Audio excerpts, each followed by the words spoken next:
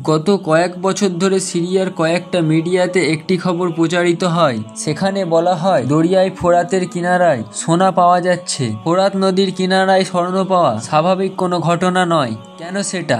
আজ থেকে 1400 বছর আগে আল্লাহর নবী হযরত মুহাম্মদ সাল্লাল্লাহু আলাইহি ওয়াসাল্লাম বলে গেছেন, কিয়ামত ততদিন পর্যন্ত অনুষ্ঠিত হবে না যতদিন পর্যন্ত দরিয়ায় ফোরাত থেকে সোনার পাহাড় বের না হবে। দিন দিন ফোরাত নদী আস্তে আস্তে শুকিয়ে আসছে।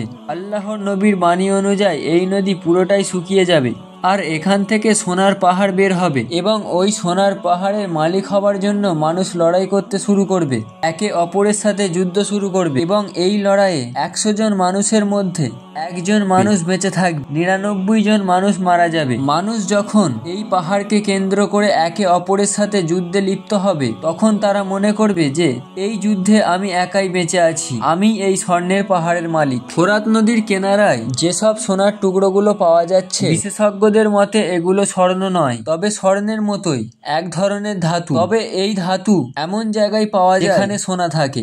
দিন দিন ফোরাত নদীর পানি এবং আয়তন ছোট হয়ে যাচ্ছে। হয়তো আর কয়েক বছর পরেই ফোরাত নদী পুরোপুরি শুকিয়ে যাবে।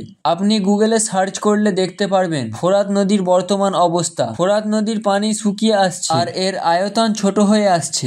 এই বিষয়গুলো ছোট কোনো বিষয় নয়। আর আপনি যদি মুসলিম হন তাহলে তো আপনি মানতে বাধ্য আল্লাহর রাসূল সাল্লাল্লাহু আলাইহি ওয়াসাল্লামের করা এই ভবিষ্যৎবাণী। এখানে নবী করিম সাল্লাল্লাহু আলাইহি ওয়াসাল্লাম বলেছেন, কিয়ামতের আলামতগুলির মধ্যে একটি অন্যতম আলামত হলো ফোরাত নদী শুকিয়ে যাওয়া এবং এই শুকনো ফোরাত নদী থেকে একটি স্বর্ণের পাহাড় বের হবে। ওই স্বর্ণের পাহাড় নিয়ে মানুষের মধ্যে দ্বন্দ্ব তৈরি হবে, মানুষ যুদ্ধ করবে, প্রতি 100 জনে 99 জন মানুষ মারা যাবে। যারা যুদ্ধ করবে প্রত্যেকেই মনে করবে ওই 100 জনের মধ্যে আমি নেই, আমি ওই একজন ব্যক্তি যে বেঁচে থাকবে।